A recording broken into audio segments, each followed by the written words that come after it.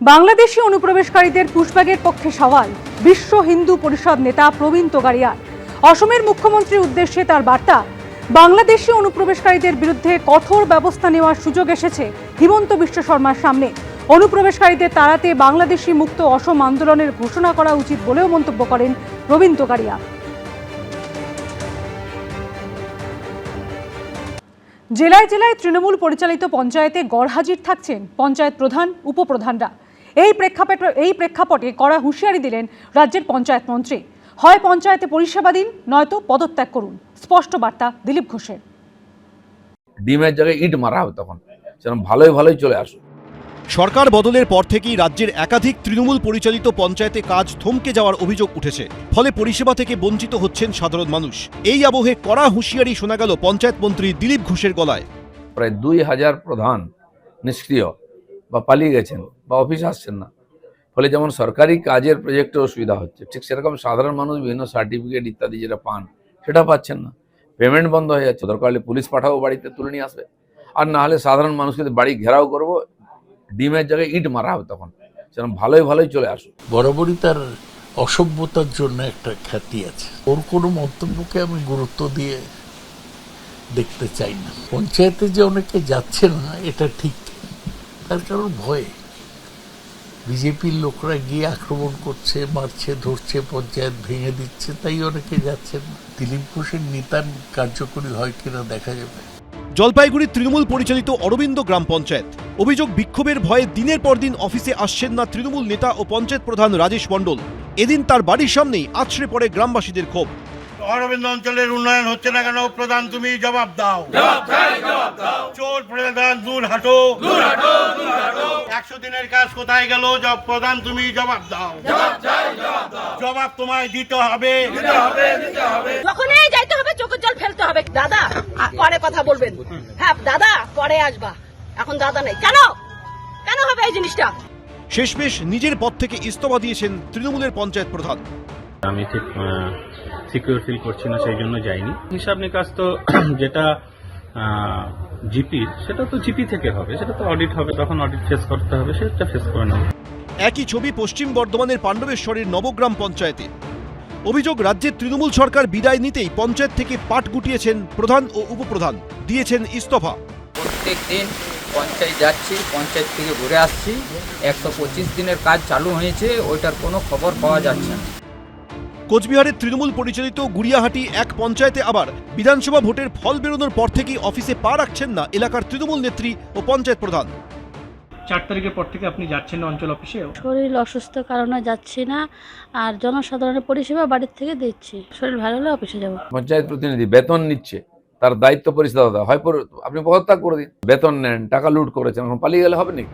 লোকসভা থেকে রাজ্যসভা, বিধানসভা থেকে পুরসভা, সর্বস্তরেই এখন ভেঙে চুরে খান হয়ে যাচ্ছে তৃণমূল। এবার পঞ্চায়েত স্তরেও দেখা যাচ্ছে একই ছবি। বিশ্বজিৎ দাস, রাজা চট্টোপাধ্যায়, মনোজ বন্দ্যোপাধ্যায়, এবিপি আনন্দ। দীর্ঘদিনের সমস্যা বিধায়ক হতে এবার তা সমাধান করতে উদ্যোগী হলেন দমদম উত্তরের বিজেপি বিধায়ক সৌরভ শিকদার। উত্তর দমদম পুরসভার অন্তর্গত বিরাটি এবং বিশরপাড়া কোদালিয়া স্টেশন সংলগ্ন বিস্তীর্ণ এলাকায় জল জমার সমস্যা মেটাতে উদ্যোগী হলেন তিনি। পুরসভার এক্সিকিউটিভ অফিসারের দাবি, খুব তাড়াতাড়ি সমস্যা মিটবে। দমদম উত্তরে সবথেকে বড় সমস্যা ড্রেনেজ এবং এই বর্ষাকালে জল জমার সমস্যা। আগের সরকারের কাজ করার অনীহা, সদিচ্ছার অভাবই দায়ী। নির্বাচনী প্রচারে গিয়ে শুনেছিলেন অভিযোগ, ভোট মিটতেই করলেন পদক্ষেপ। উত্তর দমদম পুরসভার অন্তর্গত বিরাটি ও বিশরপাড়া কোদালিয়া স্টেশন সংলগ্ন বিস্তীর্ণ এলাকায় জল জমার সমস্যা মেটাতে উদ্যোগী হলেন দমদম উত্তরের বিজেপি বিধায়ক সৌরভ শিকদার। শিয়ালদা বনগাঁ শাখার বিশরপাড়া কোদালিয়া স্টেশনের ঠিক কাছ থেকে বয়ে যাচ্ছে ফতেশা কালারি। ফি বছর এই সমস্ত এলাকার, অর্থাৎ উত্তর দমদম পুরসভার বেশ কিছু ওয়ার্ড জলমগ্ন হয়ে যায় এবং তার কারণ হচ্ছে বেহাল নিকাশি ব্যবস্থা। আমাদের এখানে বৃষ্টি হলে জল জমে যায়, এই ড্রেনটা আটকে রয়েছে, ড্রেনটা অনেক দিন ধরে এইভাবে পড়ে আছে, সমস্ত জল জমে যাচ্ছে। এখান থেকে পচা দুর্গন্ধ গ্যাস হয়ে আমাদের দোকানদারি করা যাচ্ছে না, কাস্টমার আসছে না, জল পাস হচ্ছে না জল ঠিক মতো, আর জল থেমে যাচ্ছে, জলমগ্ন হয়ে যায়। দীর্ঘদিন ধরে এখানে জল পাস হচ্ছে না, এক বিভৎস দুর্গন্ধ। দমদম উত্তরের বিজেপি বিধায়ক হওয়ার পর সম্প্রতি শিয়ালদা ডিভিশনের ডিআরএম রাজীব সাক্সেনার সঙ্গে বৈঠক করেন সৌরভ শিকদার। তারপরেই সিদ্ধান্ত নেওয়া হয় শিয়ালদা বনগা লাইনের দুপাশে হাইড্রেন তৈরি করা হবে, যাতে বর্ষাকালে জল সেখান থেকে গিয়ে সোজা ফতেশা খালে পড়তে পারে। এই প্রেক্ষাপটে স্থানীয়দের আশা, এই হাইড্রেন হলে রেল লাইন পার্শ্ববর্তী উত্তর দমদম পুরসভার 2 নম্বর, 4 নম্বর ও 33 নম্বর ওয়ার্ডে জলকষ্টের সমস্যা মিটবে। কেএমডিএর ইঞ্জিনিয়ারদের এবং পৌরসভার ইঞ্জিনিয়ারদের নিয়ে এসে ডিআরএম সাহেবের সাথে দেখা করি এবং যেটা জানতে পারি আগে সরকারের তরফ থেকে কোনো রকম কোঅর্ডিনেশন করা হয়নি রেলওয়ের সাথে। তো ফতেশাখালে করার জন্য রেলের জায়গার উপর দিয়ে যেতে হবে এবং সেখানে রেলের কোনো অনুমতি নেওয়ার প্রয়োজন মনে করেননি। আমাদের মাননীয় বিধায়ক সৌরভ শিকদার মশাই এটাকে একটা পার্মানেন্ট সলিউশন করার জন্য উদ্যোগী হয়েছিলেন। একটা ট্রাইপার্টাইট ইন্সপেকশন হয়েছে, সেখানে কেএমডিএ, রেল এবং মিউনিসিপ্যাল অথরিটি ছিলেন। আমরা এক্সপেক্ট করছি এটা খুব তাড়াতাড়ি সমস্যাটা নিরসন হয়ে যাবে। রেল লাইনের দুপারে তৈরি হবে হাইড্রেন, আর এই হাইড্রেনের জল গিয়ে পৌঁছবে ফতেশাখালে। আর এর ফলে উত্তর দমদম পুরসভার বিস্তীর্ণ এলাকার মানুষ ফি বছর যে জলমগ্ন হতেন মুক্তি পাবেন, এমনটাই আশা দমদম উত্তরের বিজেপি বিধায়ক সৌরভ শিকদারের। ক্যামেরায় তরুণ বিশ্বাসের সঙ্গে সমীরণ পাল, এবিপি আনন্দ, উত্তর 24 পরগনা।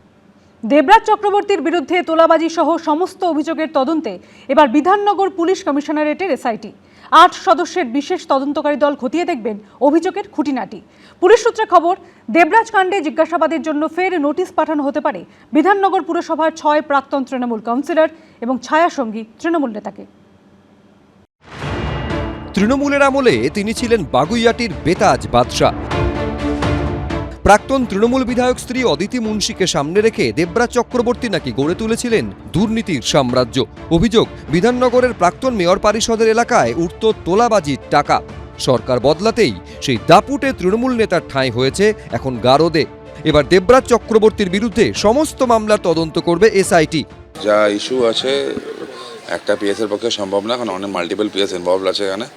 একই সাথে ইডিরও উচিত ম্যাটারটাকে ইনভেস্টিগেট করা। মানি ট্রেলের জন্য ED is the best agency. Debraj Chakraborty, Aditi Munshi দুজন নামই প্রপার্টি ছিল, দুজনই মানি সাইফনটা করেছে। কোত্থেকে এসছে, কীভাবে এসছে কেউ জানে না টাকা। অটো চালক থেকে প্রমোটার। অভিযোগ, দেবরাজ চক্রবর্তীর বাহিনীর হাত থেকে নিস্তার ছিল না কারুর। এই জায়গা পৌঁছতো এখানকার বিধায়কের কাছেই পৌঁছতো। দেবরাজ অ্যাকচুয়ালি বিধায়ক তো উনিই ছিলেন। ফর্মুলাতে টাকা তুলতো সব দেবরাজ চক্রবর্তী। পুলিশ সূত্রে খবর, 10টি অভিযোগের মধ্যে 8টি অভিযোগের ভিত্তিতে এফআইআর দায়ের করা হয়েছে। তার প্রেক্ষিতে তোলাবাজির মামলা ছাড়াও বাকি সব মামলারই তদন্ত করবে বিধাননগর পুলিশ কমিশনারেটের বিশেষ তদন্তকারী দল। তোলাবাজি মামলা তদন্ত যেমন এসআইটি করবে বলেই জানা গিয়েছিল, তার সঙ্গে সঙ্গে অন্য মামলাগুলোরও তদন্ত এসআইটি করবে। সেই ক্ষেত্রে এসআইটির অফিসারদের সংখ্যাও বাড়ানো হতে পারে পরবর্তীকালে যদি প্রয়োজন হয়। শনিবার দেবরাজ চক্রবর্তী ঘনিষ্ঠ 7 জনকে তলব করে এসআইটি।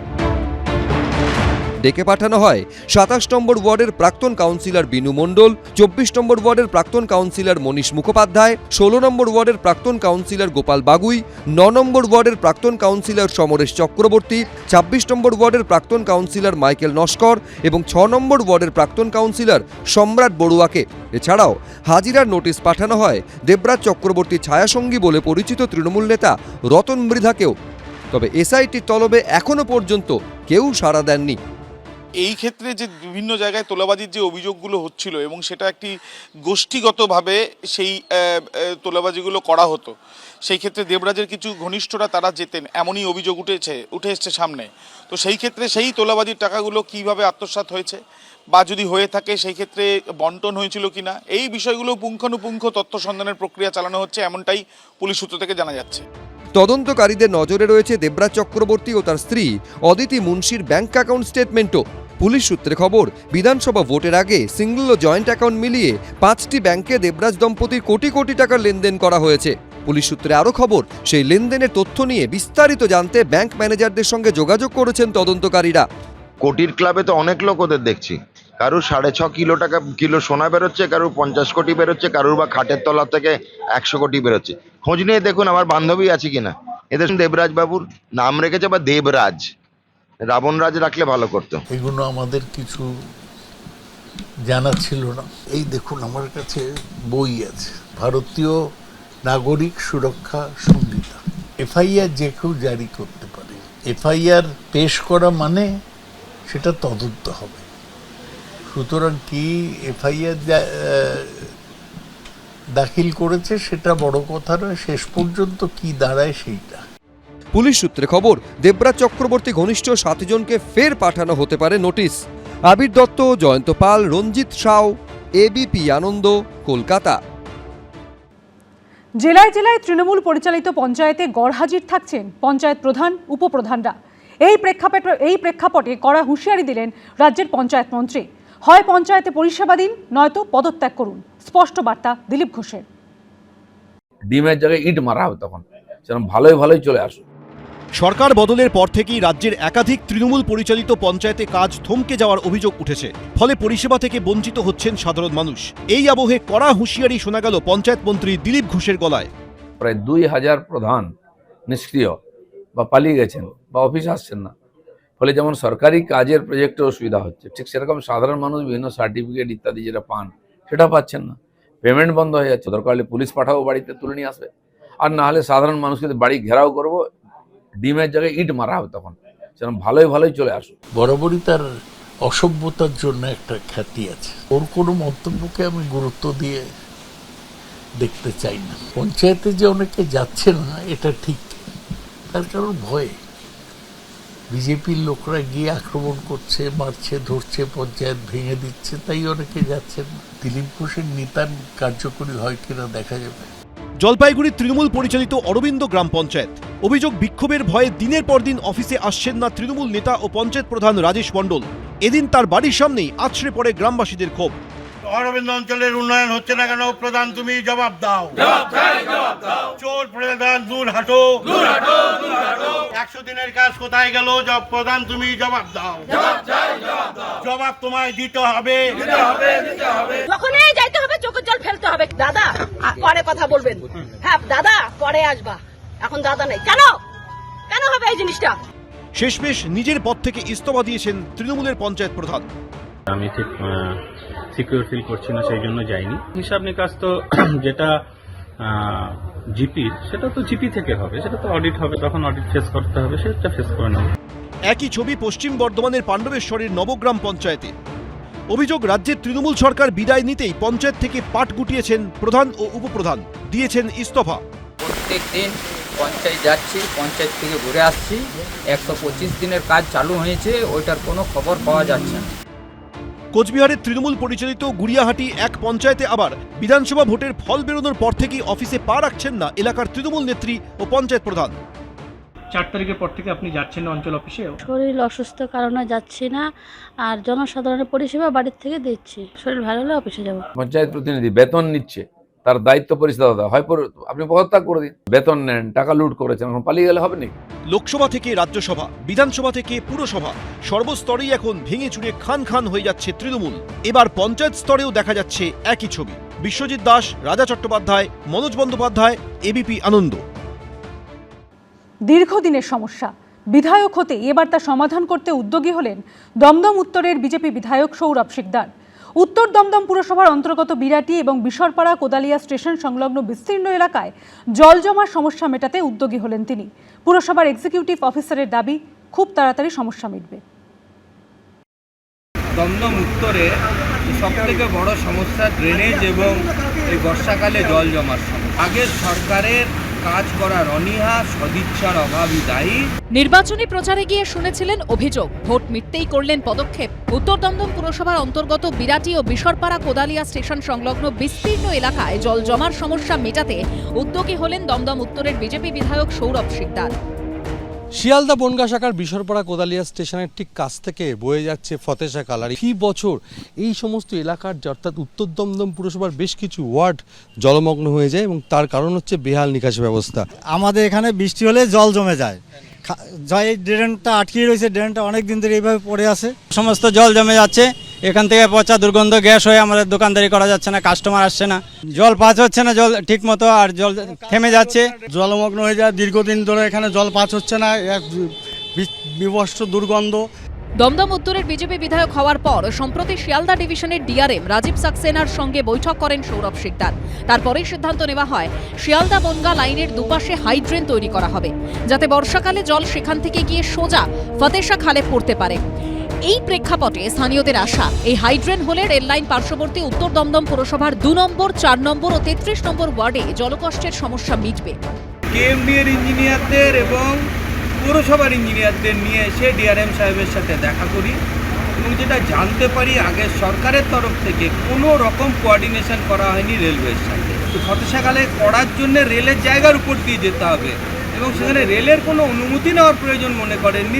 আমাদের মাননীয় বিধায়ক সৌরভ শিকদার মশাই এটাকে একটা পার্মানেন্ট সলিউশন করার জন্য উদ্যোগী হয়েছিলেন। একটা ট্রাইপার্টাইট ইন্সপেকশন হয়েছে, সেখানে কেএমডিএ, রেল এবং মিউনিসিপ্যাল অথরিটি ছিলেন।